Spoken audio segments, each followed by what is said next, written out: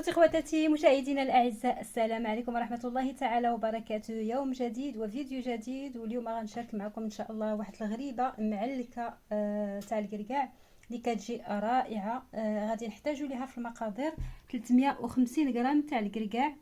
غادي نحتاج هذا الكركاع، هذا درت انا هذا تاع الدي، تاع ليدل عفوا، طبيعي. وهنايا اللوز خديت هذا حتى هو تاع اكسيو. غادي نحتاج ل 125 غرام. غادي نحتاج لواحد معلقه نتاع الدقيق الابيض. غادي نحتاج لواحد المعلقه نتاع كونفيتور. انا خديت هذا اللي تيكون فيه داك الطريفات تاع الليمون هكذاك سميتو مقطعين، قطعتهم مازال صغيورين رطبين، تيكونوا اختاريت هذوك رطبين لان القاصحه غادي يخرج لي على الغريبه. معلقه متوسطه. هنا 3.5 غرام تاع الخميره، هذه الالفا درت انا هذه اللي فيها 7 غرام، النص تاع 3.5 غرام. غادي نحتاج لواحد 4 البيضات، 3 تاع صفر، 3 تاع صفر، وبيضه كامله، ولكن البيض تيبقى على حسب الخليط بطبيعه الحال. وغادي نحتاج ل 180 غرام تاع السكر ثقيل، هذا اللي كنستعمل انا داك تاع تركيا. اذا هادو هما المقادير اللي غادي نحتاج لهاد الغريبه. غادي نبدا معكم دابا في الطحين تاع الكركاع واللوز، ونبداو في الطريقه تاعنا تاع الغريبه. هنا غادي نبداو على بركه الله في الطحين تاع سميتو. غادي نحاول ما امكن الكركاع ناخذ منه واحد شويه البنات،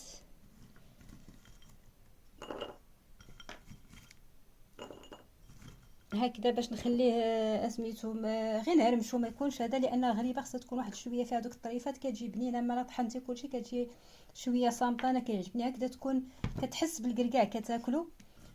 المهم هكذا فسميتو قد هكذا. داكشي الاخر غادي نطحنو. غادي نزيد عليه اللوز،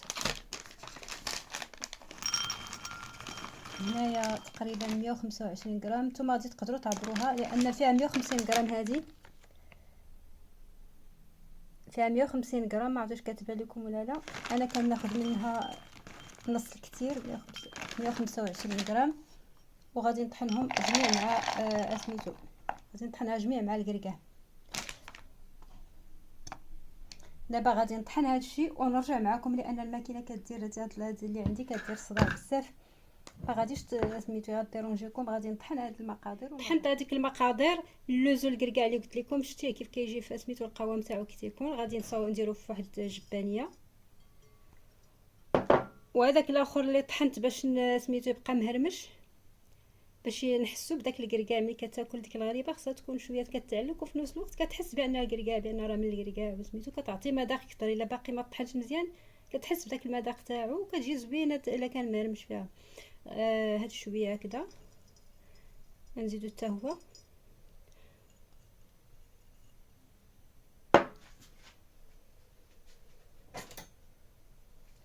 وغادي نزيد واحد هاد السكر اللي قلت لكم غادي نزيد منه 180 غرام. عندي هنا 200 غرام. انا غادي ندير سميتو غادي نغربلو هكذا. انا ما غاديش نكثرو بزاف لانه ما بغيتهاش تجي حلوه، لانه عرفتو كتكون ديك فيها السكر من الفوق، يعني كتتملبها في السكر كتجي حلوه بزاف. دابا غادي نحاول ندير سميتو، وندير مع هذاك معلقه نتاع الدقيق حتى هي. غادي نغربل هادشي كله.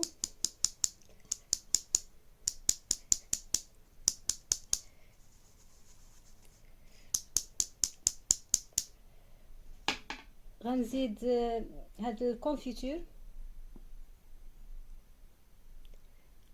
غادي نزيدو. واش تيبان لكم؟ ما عرفتش واش تيبان لكم هادشي مزيان ولا لا.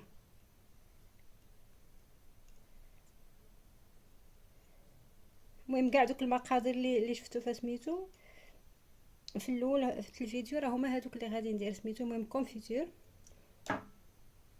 وغادي ندير هذيك الخميره 3 غرام 50 تاع ليفور شيميك. بالنسبه للخميره سميتو كيماويه 3.5 غرام.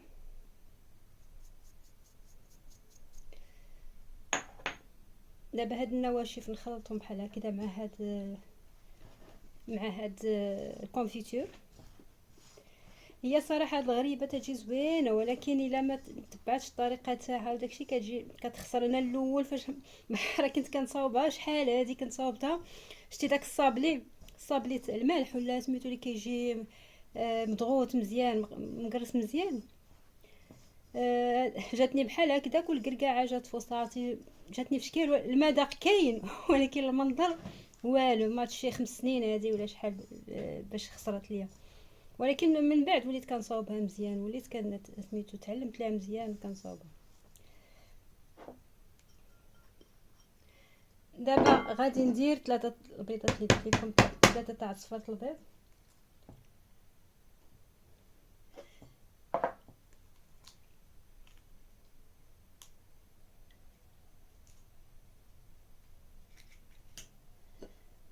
ثلاثة الصفر تاع البيض اللي غادي ندير و سميتو وبيضه كامله.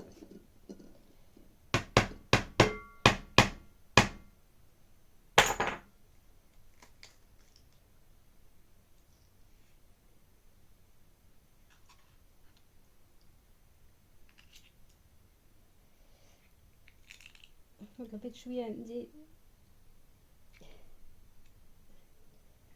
اذا هكذا. غادي نحاول نكتفي غير بهادو. درت دابا 2 تاع الصفر، 3 تاع الصفر سميتو وبيضه راه باقي كامله. غادي نزيد البيض ونعجن ونشوف ديك الساعه الا خاص عاد غادي نزيد هذيك البيضه، لان انا درت بيضات متوسطين.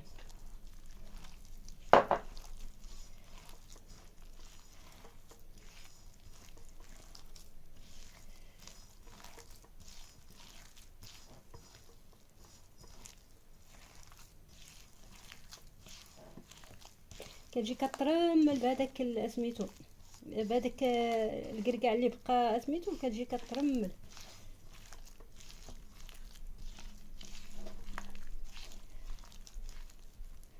كنظن بانه ما باقيش غنزيد البيض لانه جاتني سميتو هي هذيك تقريبا. غادي نبقى دابا ندلكها ونرجع معكم.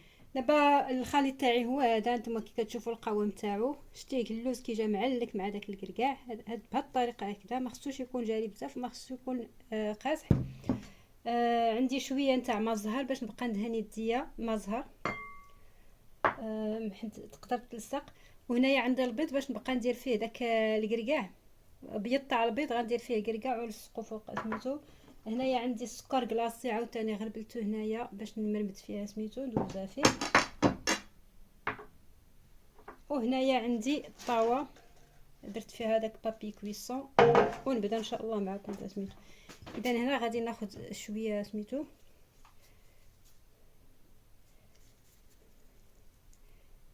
غادي نحاول ما نديرهاش كبيره بزاف. وفي هذه الاثناء هذه شعلت الفران على 200 درجه، خليته باش يسخن مزيان. من عندي انا فران تاع الضو سميتو غادي نخليها حتى يدير شويه يسخن مزيان يكون سخون. عاد ديك الساعه غادي منين ندخل ليه الغريبه غادي نقص عليه حتى ديك 150 160 ونخليها طيب من الفوق.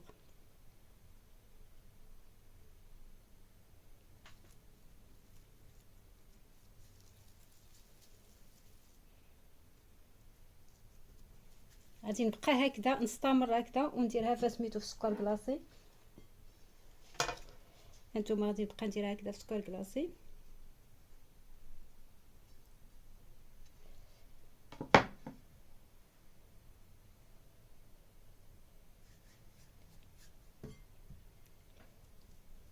كتبغي هي شويه سميتو غير هي في الطياب خص داك، لان ديك مرحله الطياب هي الحرجه هي اللي كتكون شويه سميتو كتكون شويه هاد المرحله تاع انك ملي كتبي تكركبها كتلصق.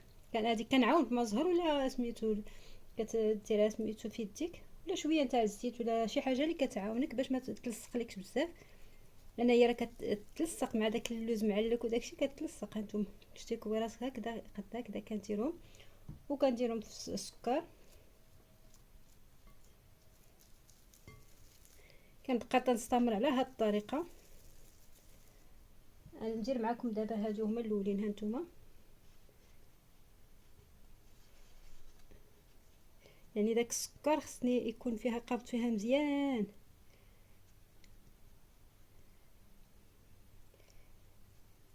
حيت هي خصها تكون مرمده في السكر اللي هو هذا هو اللي كيعطي هذاك الديكور. ملي كتطيب كيبقى داك السكر بيض كي كتشوفوه سميتو. اذا هنا غادي نديرهم في الطاوه وغادي نحاول ما امكن نباعدهم لان هذا راه كتسيح شويه. هاد الغريبه خصنا نكونوا على بال في الطياب وفسميتو كيف تحطوها في الطاوه وداكشي، راه ماشي بحال الغريبات الاخرين.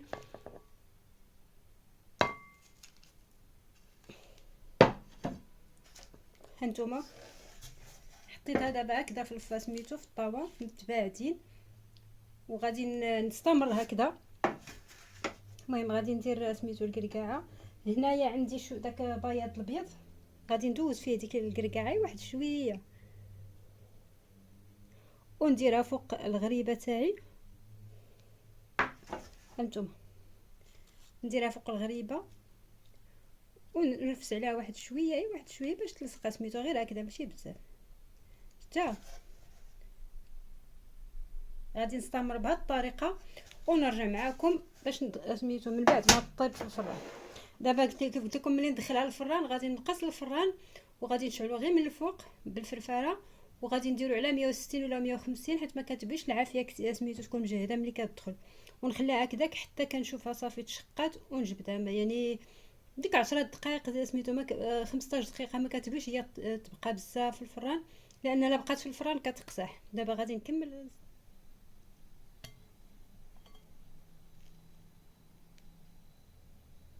خوتي خواتاتي مشاهدينا الاعزاء، هنا ينتهي الفيديو تاعنا واترككم مع هذه الصور من النتيجه النهائيه الغريبه تاعنا. اتمنى ان القاكم في فيديو قادم باذن الله. دمتم في امان الله والى اللقاء.